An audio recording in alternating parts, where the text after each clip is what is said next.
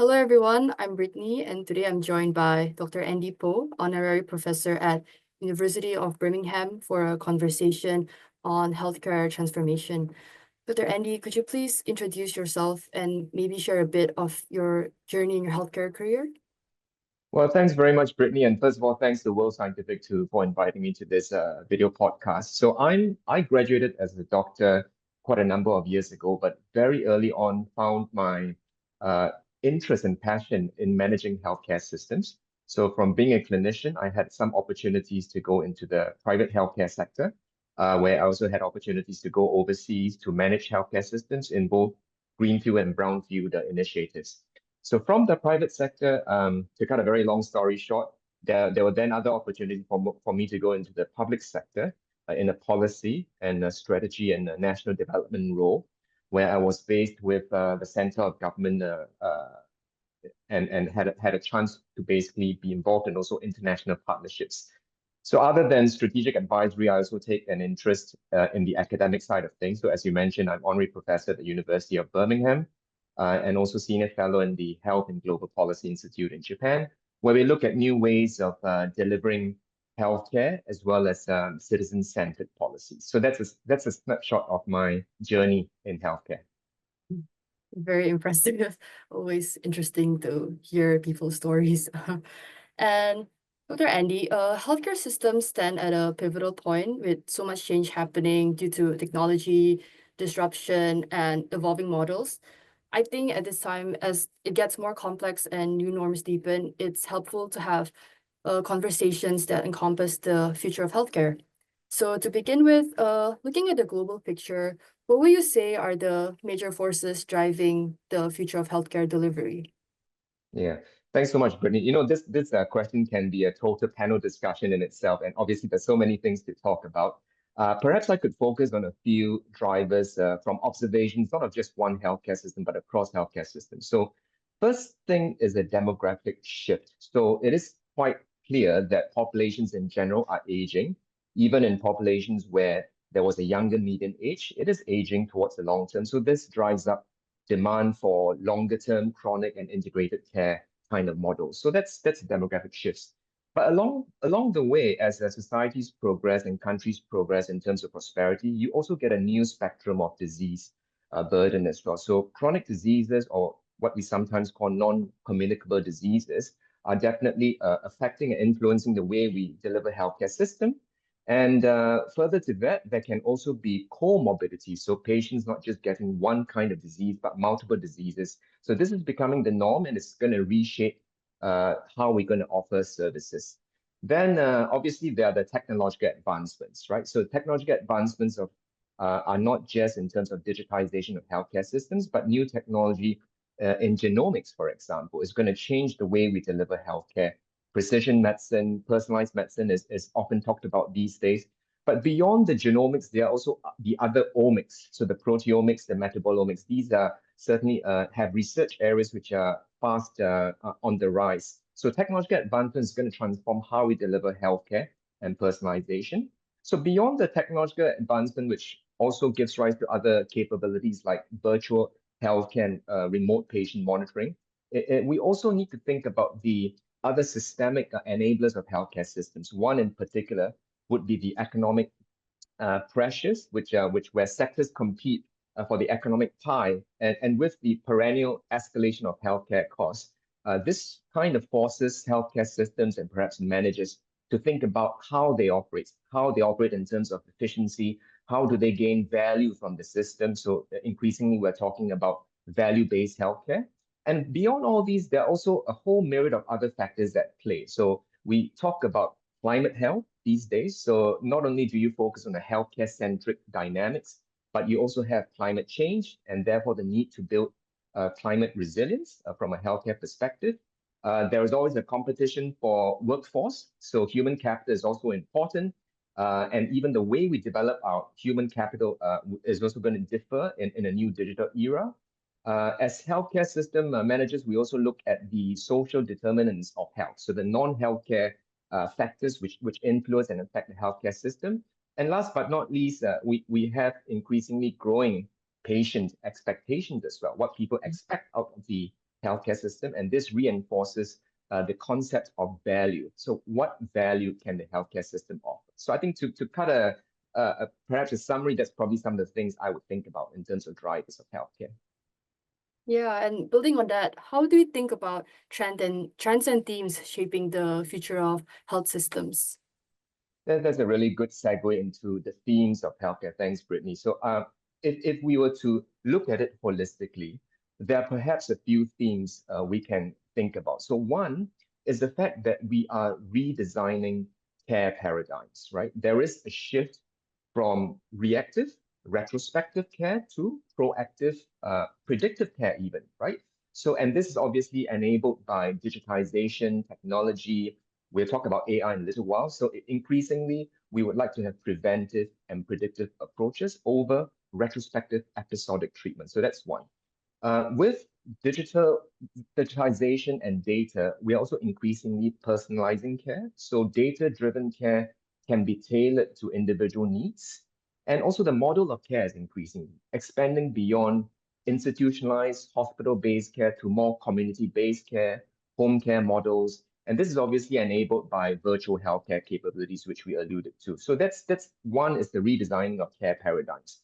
The other one is basically the digitization technology and systems intelligence. So increasingly, with real life feedback of data, it allows us to do one of two things. One is to optimize service care delivery in an evidence-based way. So looking at the data to see where the bottlenecks are in terms of the workflows. So that's a as-is kind of perspective, but also it allows us to have predictive analytics to forecast, for example, what the dynamics of population health have on healthcare systems. So this enables us to make smarter, more evidence-informed decisions.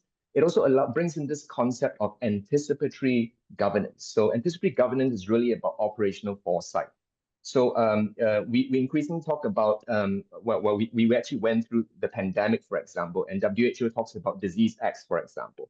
Knowing that something can come, which we may not fully anticipate. So there's always the importance of anticipatory governance to prepare ahead for contingencies.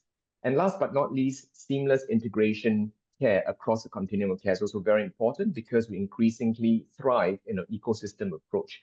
Perhaps I'll just end off this question with two concepts. One is that the way we govern healthcare and its transformation is also going to change. So the new generation of healthcare system and healthcare managers, for that matter, will need to be more agile. They need to be more systems-oriented approach. They need to be comfortable with complexity because there are a lot more players, if you like, government, private, research, the academics. And then, of course, they need to be more comfortable with cross-sector collaboration. Therefore, we need more holistic, accountable governance models to bring together all these different players in healthcare. And the new governance also needs to look at multidisciplinary team approach across important components like the healthcare segment, the technology, the policy and society. And last but not least, I had also mentioned this thing about value-based care. So value-based care is very important. We are moving towards outcome-focused delivery. And alongside value-based care are also equitable health models, meaning to say that there is a parallel emphasis on universal health coverage, making sure that health is delivered in an equitable fashion to all segments of population. Oh, yeah. Well, what about significant strategic shifts in the field? Could you share a few that stand out to you?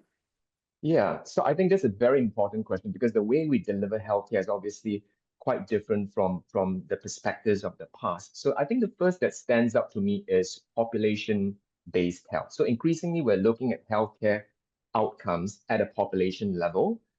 This would entail a transition or transformation towards upstream care. So we speak a lot about preventive care.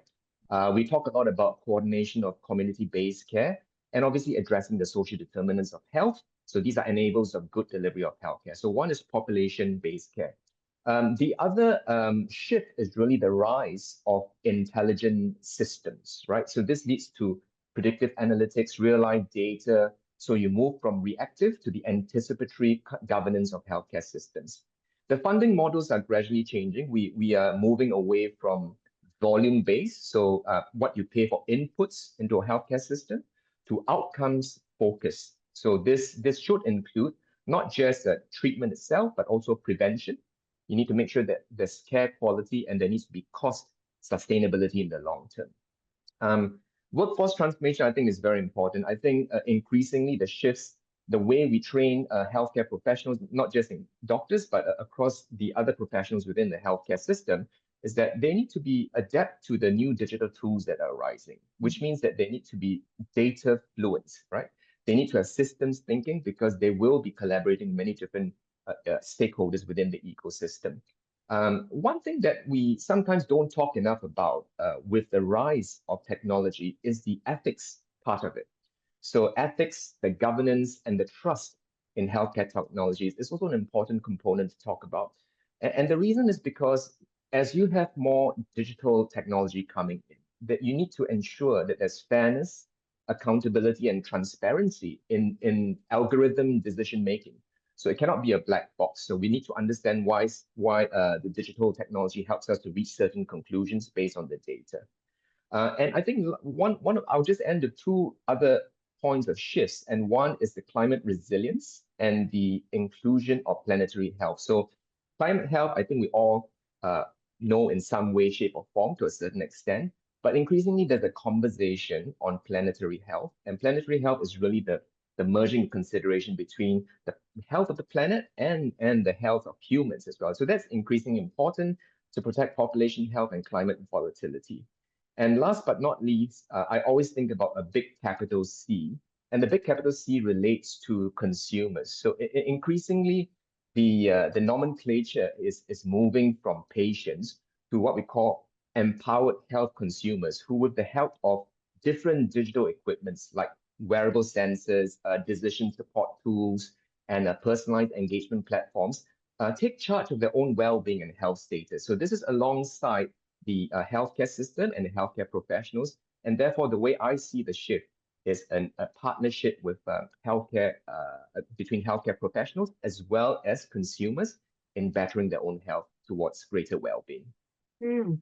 And you briefly mentioned AI and predictive analytics. And as we know, it's a very hot topic and it's bringing a lot of attention. So maybe could you speak more about the role of AI, data, and predictive analytics in shaping healthcare delivery? Yeah, so I think, again, the theme of reactive to predictive and preventive care, very important because what AI is able to do is it's able to take a huge, complex amount of information and to break it down into actionable decision-making processes. So that enables the identification of risks through pattern recognition with predictive modeling and to have timely intervention to work towards better healthcare outcomes. The second is the operational intelligence and the systems optimization. So AI and analytics can certainly help not just with clinical care, but the entire suite of resource planning, right? Staffing, supply chain logistics, workflow efficiencies, and even account for perhaps seasonal variations. So in other countries, for example, during the winter period, you can get an upload of patients in the hospital system. So this predictive capabilities helps us prevent the system from being overwhelmed. Personalized care is important and precision care. So AI can integrate various data sources or multivariate data sources, including the genomic data sources, behavioral biomarkers to tailor treatments and prevention plan. We already know that this is the trend in healthcare, so it's nothing new. And then the population health management I spoke about, AI helps us to segment population, high-risk populations, what are the high-risk cohorts, and what are the specific target interventions at a population health level. And I think last but not least, because there is real-time feedback of live data and this AI modeling from a predictive capacity, that means that you can have a continuous learning health systems, not just episodic learning. And this feeds into adaptive, a feedback-driven healthcare system with AI capabilities. And perhaps an important concept, and this is to perhaps to some people who may be a little bit conscious or apprehensive of technology and AI, that the principle is that AI should augment human capacity and not replace it. That there still is an important role for human professionals in the ecosystem. So AI complements this by handling the repetitive, the data-heavy tasks, but maybe it frees up more time, for the human professionals to give empathy-driven, and human-centered care. Very true, indeed. And another big theme is partnership, especially public-private collaboration. How do you see these partnerships driving innovation? Thank you very much for that question. This is a very important question because, increasingly, as I mentioned, we are in an ecosystem. An ecosystem means that nobody or no one player functions like a silo in healthcare anymore. So PPPs, if you talk about PPPs or public-private partnerships, traditionally, they come in one or two ways, right? So one way is the PPP in services, the providing certain services. And the other one is the PPPs in assets built, so building huge construction. These are the traditional ways which PPPs have been thought about. And with the latter, sometimes we talk about private financing initiatives. But I think in an era of digitization and technology, we can think of newer ways to accelerate health innovation. So one is the shift from transactional to more transformational long-term partnerships. So beyond short-term service level agreements to longer-term co-creative models, which prize innovation and system resilience in relation to technology. The other one is that innovation comes from many different players. So it's always important for there to be innovation sandbox and agile regulation, right? To allow safe experimentation of prototypes in innovation through test bits. You have regulatory sandboxes and a kind of adaptive kind of governance. And this allows the fast tracking of innovation adoption, but at the same time, still safeguarding the quality and perhaps the ethics side of things. We spoke about data, and that's another way where there can be PPPs. So increasingly, sometimes we talk about data collaboratives or open innovation platforms. So just in line with the open principles of science, we can establish shared data ecosystems for population health insights. That is already present in a few systems where you have a population health data lake, where you can then have AI capabilities feed into this. So this data collaborative or open innovation platform is one way to advance PPPs in healthcare in the digital era. And last but not least, I always believe in the confluence of professionals and capabilities in healthcare. And one of the ways to do this is to institutionalize collaboration through innovation hubs or innovation centers. So it's an ecosystem approach in the delivery of healthcare, but also in the innovation of healthcare. So what greater utility there can be when you bring together the startups, the academia, the government and policy makers, and work towards joint solutions in healthcare innovation. Yeah, very interesting. And switching gears a bit, what's your take on the role of academic publishing platforms like World Scientific in shaping the future of healthcare or even health policy? I think they have an important role. If I may think of a World Scientific, for example, I'm sure World Scientific has thought fervently about a multi-pronged strategy and how to reach out further to the academic. But perhaps there are also some ideas that I can contribute, and these may be ideas that you've already thought about from World Scientific. One is to establish thematic research collaborators. So picking certain frontier topics which are really trending and cutting edge right now. For example, AI in health is something that we spoke about. That's certainly a worthy frontier topic. The climate health nexus, because there's so many multi-determinants of it's a more complex situation when we talk about the link between climate and health equity, digital governance. So choosing frontier topics and working towards joint editorial boards, co-branded publications, research to impact pathways. So this is one way of entrenching for academic publishers to entrench themselves more in the ecosystem. The other thing, I always believe in bringing the minds together, the bright minds together. So thought leadership forums and roundtables are really are always good. It allows this engagement between the academics, but also the policymakers and the practitioners or the healthcare managers. And this is where, for example, World Scientific, and you're already doing that, it can be positioned as a neutral knowledge broker, facilitating these multi-stakeholder conversations and bringing various viewpoints into the foray.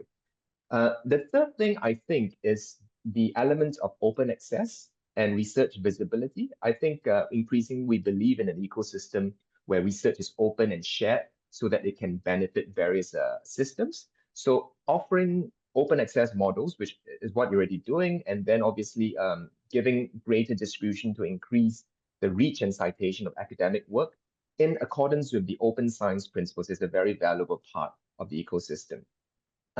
Maybe I'll just finish off by one or two. So one is that this network building across different the ecosystem is very important. So publishing houses can can actively participate, but it can also engage or organize global academic alliances, research networks, and international conferences to bring the bright minds together. Then the other thing is really about the interdisciplinary series, which is an opportunity, because we talk about healthcare doesn't just belong to delivery by one stakeholder. So increasingly there can be, for example, collaboration with universities to look at cross-cutting areas that blend different disciplines: healthcare, technology, policy, systems thinking, and then to highlight the real-world applications of academic insights through a conjoint approach to these various disciplines. These are some of the ideas that I have. We'll keep that in mind. And finally, since we're seeing growing interest in research and collaboration from the UAE, how do you think World Scientific can build stronger, more meaningful relationships with leading academia and institutions in the UAE?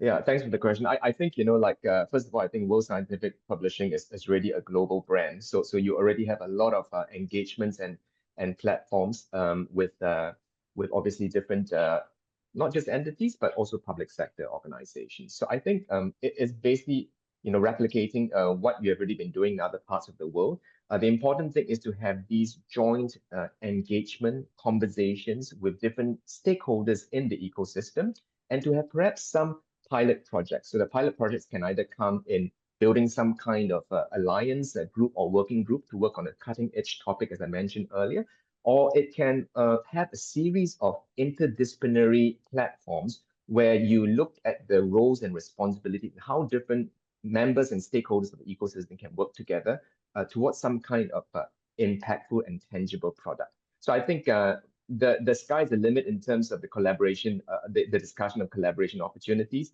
And I think this is where WSP with its international network is well poised for such conversations and collaboration. Very helpful perspective. Thank you, Dr. Andy. This has been such a rich and thoughtful conversation, truly inspired by your insights from innovation and systemic shifts and beyond. Thank you for your time, Dr. Andy. Thank you, Brittany, and thank you to World Scientific Publishing for organizing the podcast. Happy to continue to share perspectives along the way. Thank you.